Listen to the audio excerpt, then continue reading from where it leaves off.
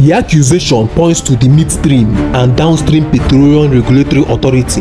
Now let me translate that, because this is where the power lives. Upstream is where oil is found. That's not where the real control is. Midstream and downstream is where oil is moved, imported, refined, stored and sold. It's where license is issued. It's where ships are approved. It's where fuel is allowed into Nigeria or blocked. In simple terms, this is the gate.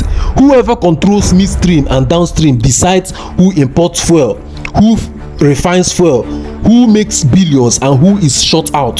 So when Dangote accuses these regulators, he is not accusing paperwork, he is accusing the gatekeepers of Nigeria's fuel money. Because if a local refinery threatens import profit, the easiest move is simple: open the gate to import and choke the local refinery.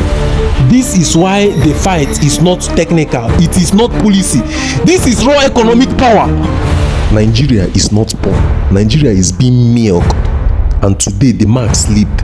African richest man Aliko Dangote has gone to the anti-corruption authorities to accuse Nigeria's petroleum regulatory of corruption. Not bloggers, not activists. The man who spent billions of dollars building the African largest refinery. Ask yourself, Dangote didn't build that refinery for fun. He built it to end fuel imports, to keep money in Nigeria, to create jobs, to break dependency. But guess what?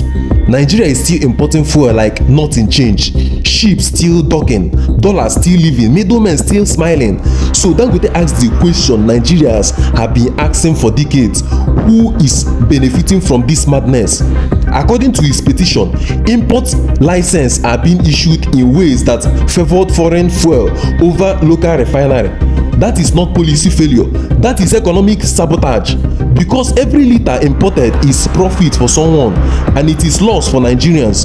Dangote accusation goes straight to the top. The CEO of the Midstream and Downstream Petroleum Refinery Authority, the man whose job is to regulate the sector in Nigeria's interest. Instead, Dangote alleged the system is tilted to keep Nigeria buying when it can produce, tilted to keep dollar bleeding, tilted to protect a fuel import cartel. And let's be very clear, Dangote didn't just rant. He submitted a formal petition. He demanded investigation. He demanded accountability.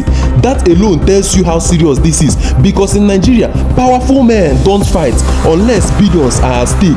Now, the regulators deny wrongdoing. And yes, these are allegations. But here is what is not an allegation.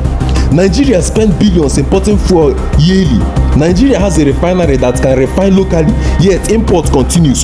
So answer this question: if local refining threatens profit, who loses if Nigeria becomes self-sufficient? Because somebody is terrified of that refinery working at full capacity. This is not just a Dangote story. This is a Nigerian story. A story where regulation becomes obstruction, where institutions protect interests, not citizens, where a poverty is maintained by design. And until this system is broken, no subsidy, no removal, no policy speech, no reform will save Nigeria. Because the problem is not fuel.